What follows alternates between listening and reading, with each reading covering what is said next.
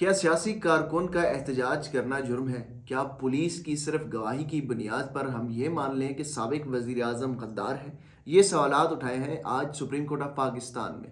Supreme court of Pakistan میں 9 مئی کے واقعے کے جو ملزمان ہیں، 6 ملزمان جن کے اوپر حمزہ کیمپ اور دیگر جگہوں پر پرتشدد واقعات میں ملوث ہونے کا الزام تھا، ان کی ضمانت کی درخواست تھی، اور اس درخواست ضمانت منظور ہونے کے ساتھ ساتھ 9 مئی کے واقعے کے اوپر جتنا بیانیہ بنایا جا رہا ہے اور جو مقدمات کی اصلیت ہے وہ بھی اڑا کر رکھتی ہے۔ بڑی انٹرسٹنگ سماعت ہوئی ہے۔ 3 رکنی بینچ تھا، جسٹس جمال مندوخیل، جسٹس حسن رضوی اور جسٹس مسرت ہلالی صاحبہ۔ یہ 3 رکنی بینچ اس اہم مقدمے کی سماعت کر رہے تھے۔ 6 ملزمان کی ضمانت کی یہ درخواست تھی، اور جو سماعت ہوئی ہے اس کے بعد جو 9 مئی کا بیانیہ ہے وہ بالکل فارغ ہوتا ہوا لگ رہا ہے، اور جو 9 مئی کے مقدمات جو جس طریقے سے درج کیے گئے ہیں اور جو تفتیش ہو رہی ہے اس کے اوپر بھی کافی بڑا سوال ہے۔ اور سب سے امپورٹنٹ بات یہ ہے کہ جو عمران خان مسلسل بار بار یہ کہہ رہے ہیں کہ 9 مئی واقعے کی تحقیقات ہونی چاہیے، جو سی سی ٹی وی فوٹیج کا وہ ذکر کر رہے ہیں، آج سپریم کورٹ آف پاکستان کے اندر بھی اس سی سی ٹی وی فوٹیج کا ذکر ہوا۔ آپ کو دکھاتے ہیں، بتاتے ہیں کہ کیا آج ہوا کیا ہے۔ سب سے پہلے یہ سپریم کورٹ آف پاکستان میں جسٹس جمال مندوخیل کی سربراہی میں یہ سماعت ہو رہی تھی، اور انہوں نے ریمارکس دی کہ کیا ریلی نکالنا جرم ہے؟ طلبہ یونین اور سیاسی جماعتوں پر پابندی لگا کر یہ بربادی ہوئی ہے۔ کیا ایک ہیڈ کانسٹیبل کے بیان پر سابق وزیر اعظم کو ہم غدار مان لیں؟ خدا کا خوف کریں، یہ کس طرف ملک کو لے کر جا رہے ہیں؟ ملزمان کے خلاف شواہد کیا ہے؟ یہ سوال کیا تھا جسٹس حسن رضوی صاحب نے، اور انہوں نے پوچھا کہ کیا شواہد کیا ہے، کیا آپ کے پاس کوئی سی سی ٹی وی فوٹیج ہے؟ تو جو پنجاب حکومت کے جو وکیل تھے، جو پروسیکیوشن کے وکیل اور تفتیشی افسر ہیں، انہوں نے کہا جی جو ملزمان تھے انہوں نے حمزہ کیمپ جو راولپنڈی میں آئی ایس آئی کا ہیڈ کوارٹر بتایا جاتا ہے، اس سمیت دیگر جتنے بھی مقدمات ہیں وہاں پر سی سی ٹی وی فوٹیج جو ہے وہ جو سی سی ٹی وی کیمرے ہیں وہ توڑ کر چلے گئے ہیں۔ تو یہ دیکھیں کتنی مذاق بنایا جا رہا ہے کہ سی سی ٹی وی فوٹیج ہے نہیں ہے، اور صرف جو پولیس کی سٹیٹمنٹس ہیں وہ گواہی کے طور پر ہے۔ اور یہ میں نہیں کہہ رہا، یہ جو جسٹس حسن رضوی صاحب ہیں انہوں نے کہا کہ پولیس، اس کا مطلب یہ ہے کہ ملزمان کے خلاف کوئی ثبوت نہیں ہے، صرف پولیس کے بیانات ہیں۔ سی سی ٹی وی فوٹیج کے حوالے سے عمران خان بھی مسلسل کہہ رہے ہیں کہ جو 9 مئی واقعے میں جو جتنی بھی سی سی ٹی وی فوٹیج ہیں وہ نکالیں، کون لوگ ہیں جنہوں نے وہ سی سی ٹی وی فوٹیج غائب کی اور انہی نے اس چیز کا فائدہ اٹھایا ہے، معلوم کیا جائے کہ یہ سی سی ٹی وی فوٹیج کہاں پر گئی ہے۔ اور اس مقدمے کے دوران یہ بھی ججز صاحبان نے کہا ہے کہ سی سی ٹی وی فوٹیج کا جو ریکارڈ ہے وہ پھر بھی جو پورٹل ہے، جو لنک ہے، اس کے اوپر رہتا ہے، اور آج کل تو موبائل فون کے اوپر بھی جو ہے وہ فوٹیجز لوگ بناتے ہیں۔ تو یہ صرف اس بنیاد کے اوپر لوگوں کو پکڑ دھکڑ کی جا رہی ہے کہ پولیس کا بیان ہے، پولیس کے بیانات کے علاوہ 9 مئی واقعے کے جو ملزمان ہیں ان کے خلاف کوئی بھی ثبوت نہیں ہے۔ یہ آج سپریم کورٹ آف پاکستان میں یہ کہا ہے۔ پھر ان سے پوچھا ہے کہ یہ جسٹس جمال مندوخیل پوچھ رہے ہیں کہ آپ نے مقدمے کے اندر مقدمے کے اندر دہشت گردی کی دفعات کیوں ڈالی ہیں؟ تو جو تفتیشی افسر ہیں انہوں نے کہا جی انہوں نے آئی ایس آئی کے کیمپ آفس پر حملہ کیا۔ جسٹس جمال مندوخیل نے پھر ریمارکس دیے ہیں کہ جو اصل دہشت گردی ہوتی ہے ان لوگوں کو تو ابھی تک گرفتار نہیں کیا جاتا۔ پھر یہ الزام لگایا گیا تفتیشی افسر کی جانب سے کہ ان ملزمان نے اپنے لیڈر کی گرفتاری کے بعد سازش کے تحت حساس تنصیبات پر حملہ کیا اور وہاں پہ توڑ پھوڑ کی۔ تو جسٹس جمال مندوخیل نے پھر ریمارکس دیے کہ جو دہشت گردی کرنے کے لیے جو سازش کرتے ہیں ان کو تو آج تک کوئی گرفتار نہیں کر پایا، ان کو اگر گرفتار کریں تو شہداء جو ہیں، شہیدوں کی لاشیں ہمیں نہ اٹھانا پڑے۔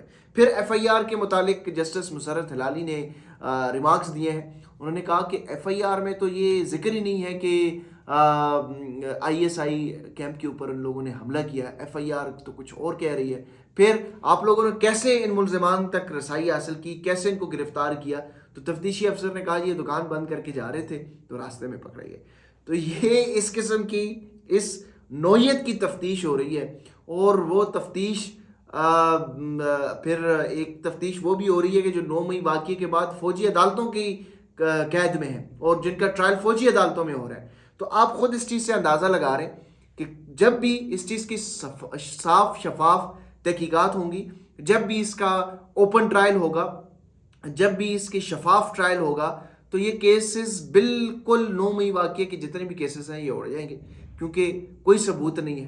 ہم یہ نہیں کہہ رہے کہ 9 مئی واقعہ ہوا نہیں ہے، 9 مئی واقعہ ہوا بھی ہے، وہ پاکستان کے خلاف سازش بھی تھی، وہ اس کی شدید الفاظ میں مذمت کرنی چاہیے بھی، لیکن وہ 9 مئی واقعہ کس نے کروایا اس کی آزادانہ انکوائری ہونی چاہیے، تحقیقات ہونی چاہیے. اور وہ سی سی ٹی وی فوٹیجز کہاں غائب ہو گئیں؟ ایسا ممکن ہی نہیں ہے کہ تمام سی سی ٹی وی فوٹیجز جو ہیں وہ غائب ہو گئی، تمام کرائم سین سی سی ٹی وی فوٹیجز غائب ہو گئی ہیں. یہ تو پھر اس کا مطلب ہے کہ ہماری جو سیکیورٹی ہے وہ کافی زیادہ کمپرومائز ہے، اور ہم پھر جو دہشت گرد پلان کر رہے ہیں ان کے لیے تو ہم بالکل یہ آسان ٹارگٹ بنا رہے ہیں، بتا رہے ہیں کہ ہماری جو سی سی ٹی وی فوٹیج بھی غائب ہو جاتی ہیں، ہمارے پاس تو صرف پولیس کی اسٹیٹمنٹس ہیں، پولیس کے بیانات ہیں. پھر اس سماعت کے دوران جسٹس جمال بندوخیل نے اہم ریمارکس بھی دیے ہیں، اور اس ریمارک سے سپریم کورٹ آف پاکستان کے اندر جو بیٹھے ججز ہیں ان کا مائنڈ جو ہے بڑا کلیئر ڈائریکشن بھی بتا رہا ہے کہ وہ کس طریقے سے سوچ رہے ہیں اور کس طرح وہ کیا پیغام دینا چاہ رہے ہیں.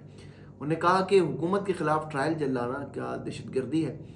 کیا سیاسی کارکن کو ریلی نکالنا دہشت گردی ہے؟ یہ مریم نواز کے لیے بھی ایک بہت بڑا پیغام ہے، اور پنجاب حکومت کے لیے بھی، اور جو شریف خاندان کی غلام بنی ہوئی پولیس ہے، پنجاب پولیس، ان کے لیے بھی بڑا یہ پیغام ہے کہ جو مریم نواز کہتی تھی کہ ہم کسی بھی جو ہے وہ انتشار پھیلانے والوں کو احتجاج کرنے کی اجازت نہیں دیں گے. یہ آج سپریم کورٹ آف پاکستان نے کہا ہے کیا سیاسی جماعتوں کے کارکن اگر ریلی نکالتے ہیں تو کیا یہ دہشت گردی ہے؟ اور پھر ایک اور اہم امپورٹنٹ ریمارکس انہوں نے دیا ہے کہ ریاست اور حکومت ماں کی طرح ہوتی ہے. بچے سے اگر غلطی ہو جائے تو 2 تھپڑ لگا کے اس کے بعد جو ہے وہ بات چیت بھی کرتی ہے، معاف بھی کرتی ہے. یہ نہیں ہو سکتا کہ پوری دنیا کو آپ قید کر رہے ہیں، اس طرح تو معاملات نہیں چلیں گے. یہ ایک بڑے امپورٹنٹ ریمارکس تھے سپریم کورٹ آف پاکستان سے.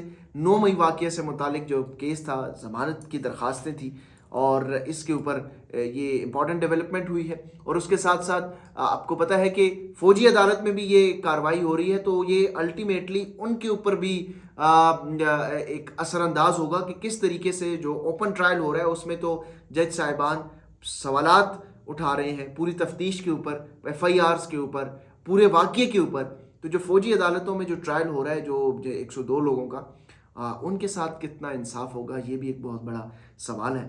اس کے ساتھ ساتھ سابق وزیر اعظم عمران خان کے آج تقریباً کوئی 9 مقدمات میں پیشی ہے، جس میں توشہ خانہ ٹرائل کے خلاف اپیل ہے، سائفر کیس کے ٹرائل کے خلاف اپیل جو ہے وہ اسلام آباد ہائی کورٹ میں ہے. اسی طرح جو عدت نکاح کیس کا جو ٹرائل ہے وہ بھی اسلام آباد ہائی کورٹ میں، وہ سیشن کورٹ میں ہے. اس کے ساتھ ساتھ اڈیالہ جیل میں بھی 4 اہم مقدمات کی پیشیاں ہیں. تو آج پھر عدالتی کارروائی جو ہے وہ ایک طویل کارروائی ہوگی. ان عدالتی کارروائیوں سے بھی متعلق آپ کو اپڈیٹس دیں گے. اگلی ویڈیو تک مجھے دیجیے اجازت. چینل کو سبسکرائب ضرور کیجیے، بیل آئیکن کا بٹن دبائیں تاکہ ہر نئی آنے والی ویڈیوز آپ تک پہنچ سکے. اور اس کے ساتھ ساتھ ویڈیو کے اوپر اپنا فیڈ بیک ضرور دیتے رہا کریں تاکہ ہم اس ویلاگ کو مزید بہتر کر سکیں، تاکہ آپ کے لیے آپ جس طرح کا کانٹینٹ، جس طرح کی خبریں اور جس طرح کا معلومات آپ چاہتے ہیں کہ ان ٹاپکس کے اوپر ہم بات کریں، آپ کی آراء ہم تک ضرور پہنچتے رہے. مجھے دیجیے اجازت، اپنا ڈھیر سارا خیال رکھیے گا. اللہ حافظ.